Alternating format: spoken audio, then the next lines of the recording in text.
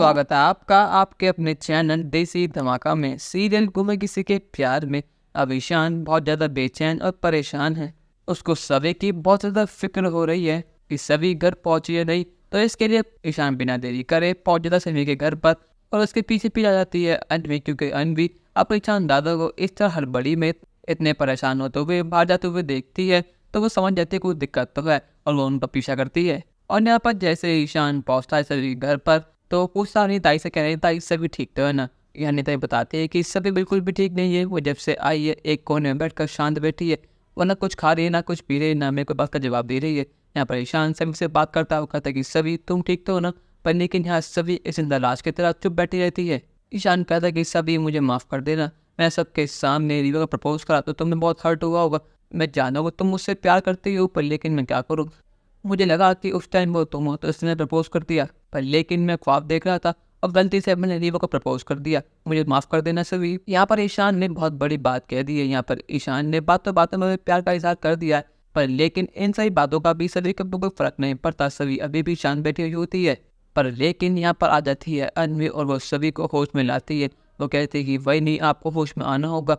मुझे आपको बताने की ईशान दादा आपसे प्यार करते हैं, वो रीवा से नहीं आपसे प्यार करते हैं। वहाँ ढाबे पर उन्हें लगा कि उन्होंने आपको प्रपोज किया है, वो आपसे प्यार करते हैं, पर लेकिन जब उनके होश खुले तो उन्होंने रीवा को प्रपोज कर दिया था। उनसे बहुत बड़ी गलती हो गई है, पर लेकिन अब उन्हें माफ़ कर दीजिए, उनके प्यार को अपना लीजिए और अगर वापस आ जाइए। यहाँ पर सभी कहते हैं कि अनवी अब बहुत देर हो चुकी है, अब जो होना था वो हो चुका है, अब कुछ दिनों में हम दोनों का डिवोर्स फाइनल हो जाएगा।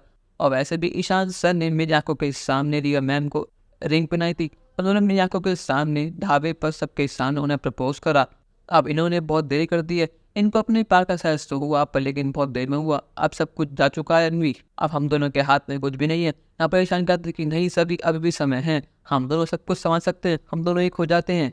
मैं मानता हूँ सभी मेरी बहुत बड़ी गलती है, मुझे बहुत देर में समझ आया कि मैं रीवा से तुमसे प्यार करता हूँ, पर लेकिन सभी मेरा हाथ थाम लो। यहाँ पर ना सभी के चेहरे पर खुशी है, ना दुख है, ना गम है। वो कहते हैं कि ईशान सर अच्छा हो कैंप पर चले जाएं, मैं नहीं चाहती कि मैम को लगे कि मैं आपकी शादी के बीच में आ रही हूँ, तो आप दोनों आज चले जाओ।